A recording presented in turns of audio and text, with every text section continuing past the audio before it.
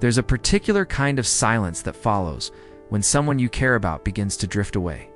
You know the one. The texts that come hours apart instead of minutes. The calls that stop coming altogether.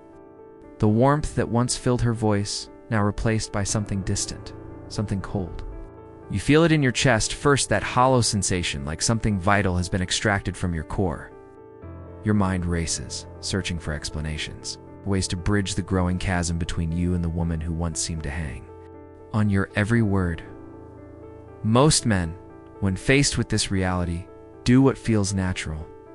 They reach out harder. They text more frequently. They explain themselves, justify their actions, pour their hearts out in long paragraphs that feel desperate, even as they're being written. They chase. They plead. They make themselves smaller in hopes of becoming more palatable, more acceptable, more worthy of her attention. They operate from a place of scarcity, as if her love is the only source of validation in their universe.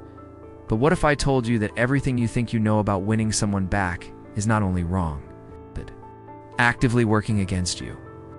What if the very behaviors that feel most natural in these moments are the exact behaviors that push her further away? What if the ancient philosophers, who lived over 2,000 years ago, understood something about human nature, about attraction, about power, that we've forgotten in our modern world of instant gratification and emotional reactivity? The Stoics, Marcus Aurelius, Epictetus, Seneca, men who faced the greatest challenges of their time with unwavering composure, understood a fundamental truth about human relationships that remains as relevant today as it was in ancient Rome. They understood that true power doesn't come from controlling others, but from controlling yourself. They knew that the moment you begin chasing someone who's pulling away, you've already lost the game. Marcus Aurelius, Emperor of Rome, the most powerful man in the ancient world, wrote in his personal journal, his meditations, "You have power over your mind, not outside events. Realize this, and you will find strength." This wasn't just philosophical theory for Marcus. This was practical wisdom born from leading an empire, managing complex relationships, dealing with betrayal, loss, the fickle nature of human affection. He understood that the moment you place your peace of mind in someone else's hands, you become their prisoner. When she begins to pull away, when the distance grows, when you feel that familiar ache of potential loss, you stand at a crossroads.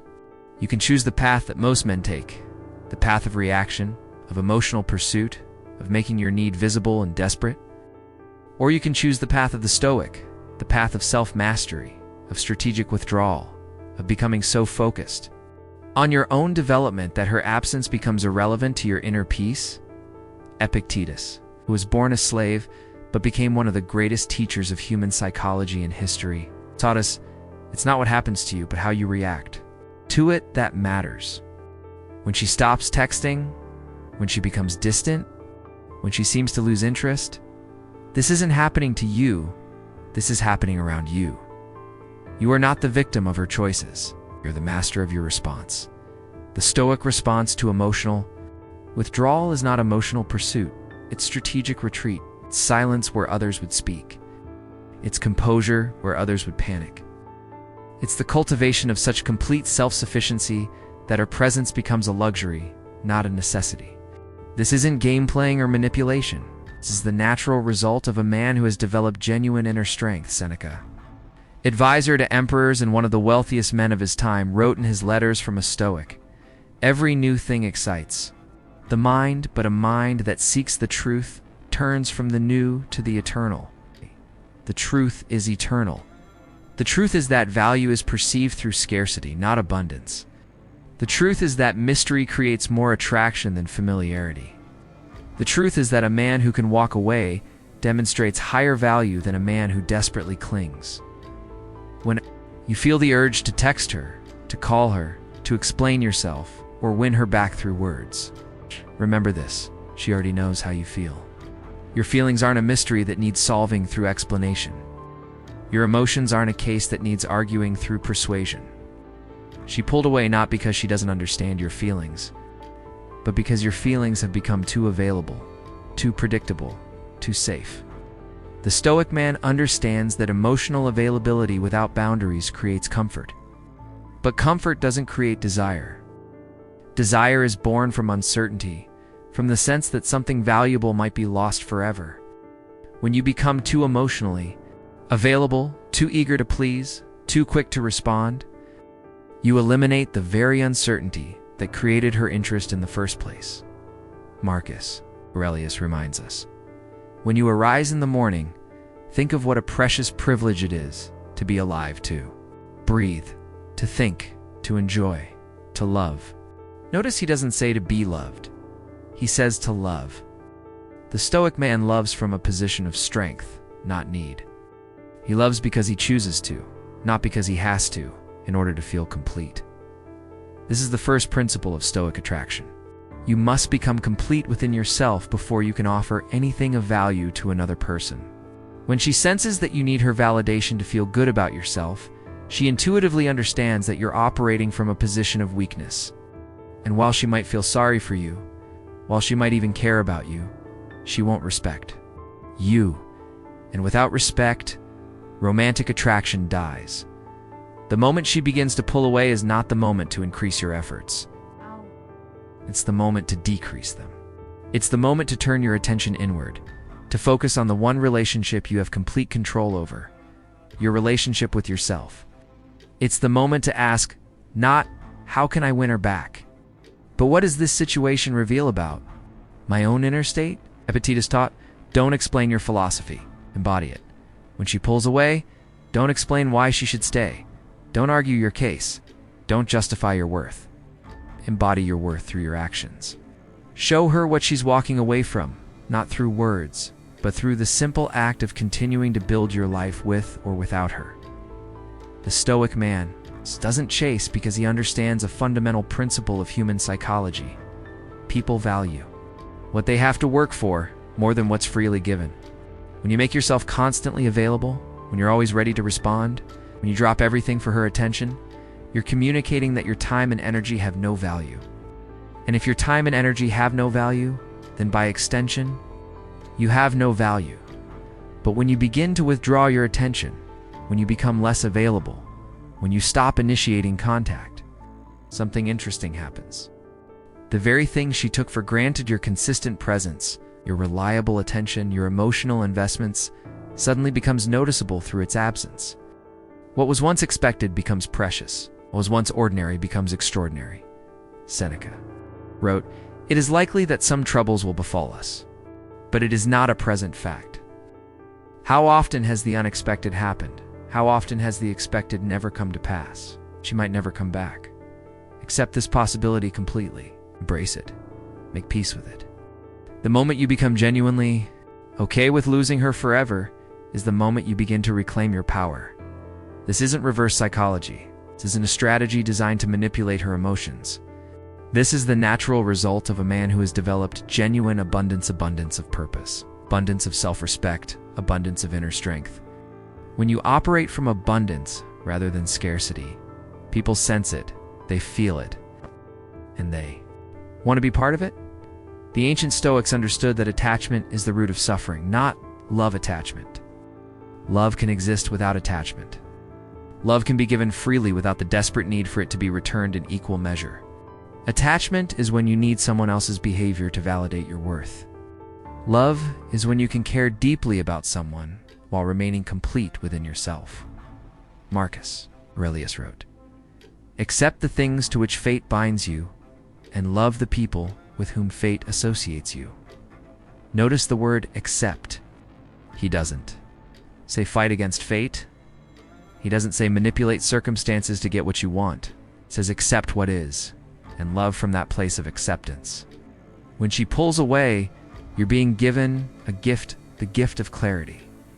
You're learning whether your connection was based on genuine compatibility or on your need for validation. You're discovering whether she was attracted to who you actually are or to the attention you provided. You're finding out if you can maintain your sense of self-worth. Independent of her approval, most men fail this test because they immediately begin adjusting themselves to regain her interest. They become more agreeable, more available, more accommodating. They think the solution to her pulling away is to give her more of what they think she wants. But what she wants isn't more of you being smaller. What she wants is to feel that pull of attraction, that sense of uncertainty, that recognition that she might be walking away from something valuable. The Stoic response is counterintuitive. Instead of pursuing, you withdraw. Instead of explaining, you become silent. Instead of making yourself more available, you become busier with your own life. Instead of showing more interest, you show less. This isn't playing hard to get. This is actually becoming hard to get by developing a life so rich and meaningful that her presence, while welcome, isn't necessary for your happiness. Epictetus reminds us, it's impossible for a man to learn what he thinks he already knows. If you think you know how to win her back through pursuit, through explanation, through increased attention, you're going to keep failing. You need to unlearn everything you think you know about attraction and start fresh with Stoic principles.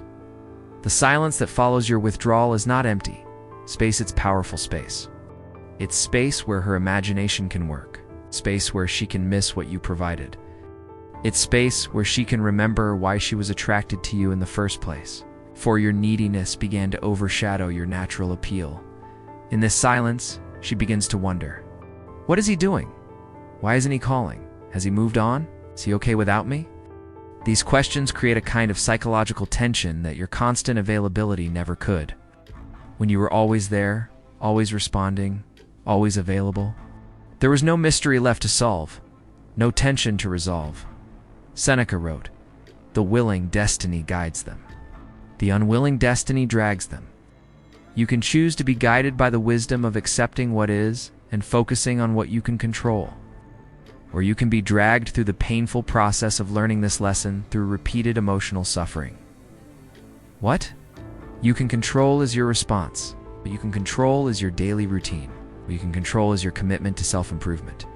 What you can control is your emotional state. What you can control is your standards for how you allow others to treat you. What you cannot control is her feelings, her choices, her timeline, or her reasons for pulling away. The Stoic man focuses exclusively on what he can control. He doesn't waste energy trying to influence what he cannot control, doesn't spend his days analyzing her behavior, looking for signs, hoping for changes. He spends his days building the kind of life that naturally attracts the kind of woman who would never want to pull away from it. This is the profound shift that most men never make. They focus on trying to change her mind instead of changing their lives. They focus on winning her back instead of winning themselves back. They focus on proving their worth to her instead of developing actual worth that doesn't need to be proven.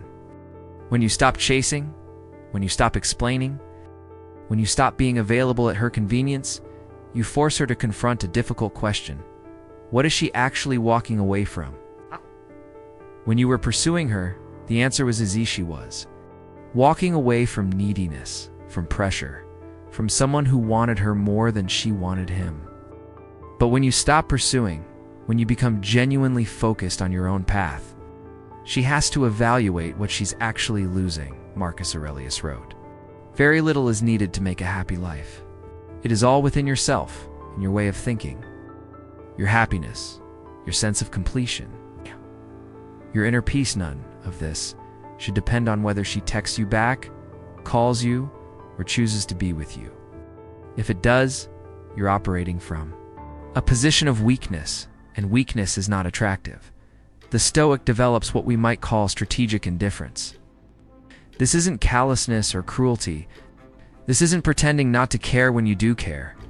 This is genuinely caring more about your own self-respect than about any particular outcome with any particular person.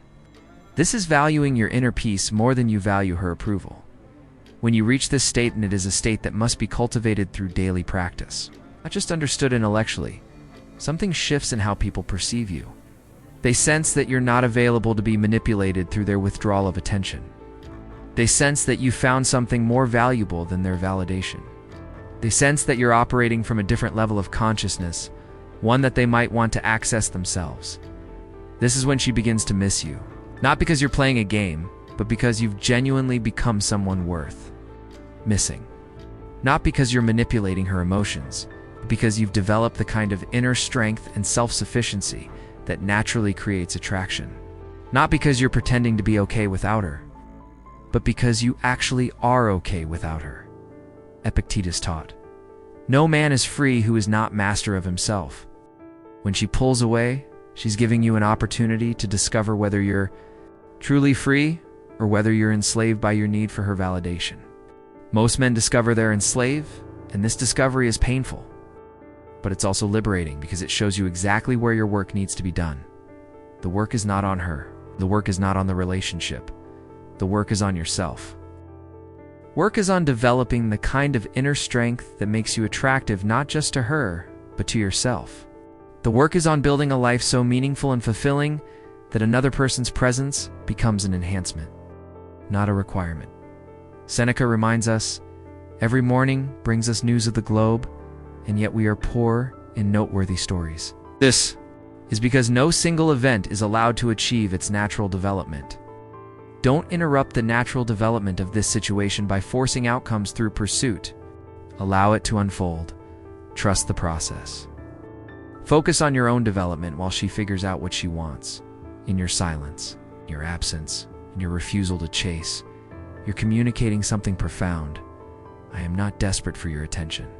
I have a life worth living with or without you. I respect myself too much to beg for someone's affection. Value genuine connection over convenient availability. These communications don't happen through words. They happen through your actions. Through your energy, through the way you carry yourself in the world. She feels them on a level deeper than conscious thought.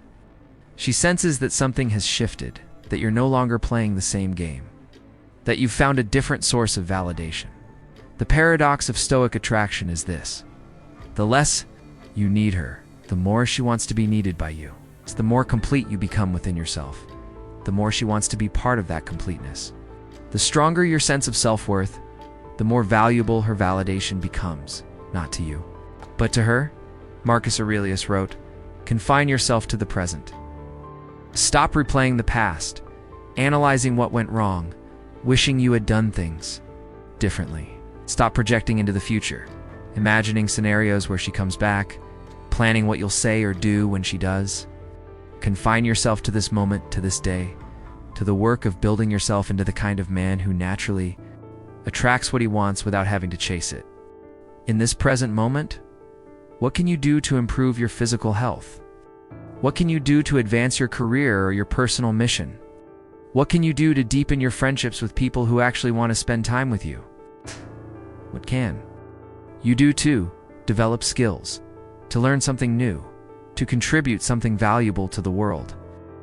These are the questions that occupy the mind of a Stoic man when someone pulls away. Not what can I do to get her back, but what can I do to become someone who doesn't need to get anyone back because my life is so attractive that people naturally want to be part of it. This shift in focus creates a powerful transformation. Instead of your energy being directed outward toward her, toward trying to influence her emotions and decisions, your energy becomes directed inward, toward your own growth and development. This inward focus creates a kind of magnetic pull that others can sense even from a distance.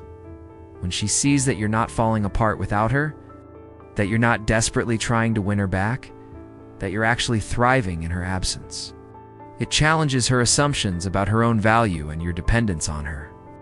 It forces her to reconsider whether she made the right choice in pulling away. It makes her wonder what she might be missing. Epictetus taught, "Don't demand that things happen as you wish. Wish that they happen as they do happen, and you will go on well. Wish for this situation to unfold exactly as it's unfolding. Wish for her to pull away, if that's what she's doing. Wish for the space that's been created between you. Wish for the opportunity to discover who you are when you're not trying to maintain someone else's interest. In this wishing, this acceptance, you find a kind of peace that pursuit could never provide. You find a strength that comes not from getting what you want, but from not needing to get what you want in order to feel complete. You find a confidence that comes not from her validation, but from your own self-knowledge and self-respect. This is the confidence that she fell for in the first place, before your neediness began to erode it. This is the strength that initially attracted her, before your fear of losing her began to weaken it. This is the man she wanted to be with. Before your desperation to keep her began to push her away, Seneca wrote, It is not that we have a short time to live, but that we waste a lot of it. Don't waste another day trying to convince someone to want you. Don't waste another hour analyzing her behavior, looking for signs, hoping for changes. Don't waste another minute making your happiness dependent on someone else's choices. Use this time, this space, this opportunity to rebuild yourself into the kind of man who doesn't have to convince anyone of his worth, because his worth is evident in how he lives his life. Use this silence to rediscover your own voice. Use this absence to remember what your presence actually offers when it's not diluted by astray, neediness, and desperation. The Stoic man understands that the highest form of revenge is living well. It's not revenge in the sense of trying to hurt her or make her jealous, but revenge in the sense of proving to yourself and to the universe that you are not defined by any one person's opinion of you, that your worth is not dependent on any one person's decision to stay or go. When you truly embody this principle, when you genuinely become more interested in your own growth than in her return, something shifts in the dynamic between you. She begins to sense that she no longer has the power over you that she once had. She begins to realize that her withdrawal didn't have the effect she expected. She begins to understand that you found something more valuable than her attention. This realization creates a kind of cognitive dissonance in her mind. If you're not chasing her, if you're not trying to win her back, if you're actually okay without her, then maybe she misjudged your value. Maybe she made a mistake in pulling away. Maybe she walked away from something more valuable than she realized. Marcus Aurelius reminds us the best revenge is not to be like your enemy. Don't become like the women who have played games with your emotions. Don't try to manipulate her feelings through calculated behaviors. Simply become so focused on your own path, so committed to your own growth, so satisfied with your own progress, that her games become irrelevant to your peace of mind. This is not a strategy to win her back. This is a way of life that makes you attractive to anyone worth being with. She comes back. She'll be coming back to a stronger, more complete, more self-sufficient version of you. If she doesn't come back, you'll be strong enough, complete enough, and self-sufficient enough to attract someone even better. The ancient Stoics faced exile, imprisonment, loss of wealth, loss of family, loss of power, and they maintained their inner strength through it all. They understood that external circumstances, including other people's feelings toward them, were temporary and beyond their control. What they could control was their response, their character, their commitment to virtue, and their dedication to becoming the best version of themselves, regardless of external conditions. Your situation is not different. Her pulling away is just another external circumstance that's testing your inner strength. It's revealing whether you've built your sense of self on solid ground or on the shifting sands of other people's approval.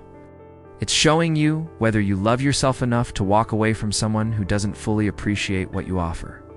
Epictetus, who understood suffering as few men have, taught wealth consists in not having great possessions, but in having few wants. When you stop wanting her validation, her attention, her approval so desperately, you become wealthy in a way that no external success can provide. You become free in a way that no external circumstance can take away. This freedom is what makes you truly attractive. It's not your neediness, not your availability, not your willingness to bend yourself into whatever shape you think she wants.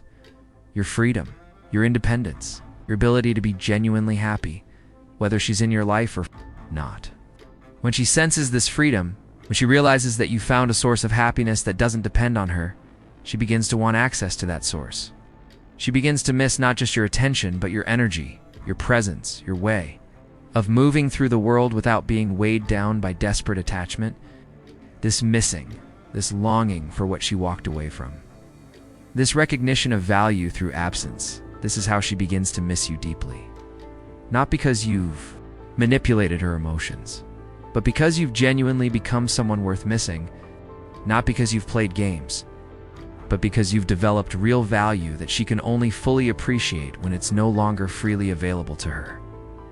The Stoic path is not easy. It requires you to face the truth about yourself, about your attachments, about the ways you've been giving your power away to others. It requires you to build strength where you've been weak, to find independence where you've been dependent. to discover your own worth where you've been seeking validation from others. But this path leads to a kind of freedom that most men never experience: the freedom to love without attachment, to care without desperation, to engage in relationships from a position of strength rather than need. This freedom, this strength, this independence, this is what makes you not just attractive to her, but attractive to yourself. And in the end, that's what matters most. Not whether she misses you, but whether you've become someone worth missing. Not whether she comes back, but whether you've grown strong enough to be okay if she doesn't. Not whether you win her back, but whether you win yourself back. The Stoics knew that the only victory that matters is the victory over your own weaknesses, your own fears, your own desperate need for external validation. Win that victory, and everything else becomes secondary. Win that victory, and you become the kind of man who naturally attracts what he wants without having to chase it, because he's finally become someone who doesn't need to chase anything or anyone to feel complete.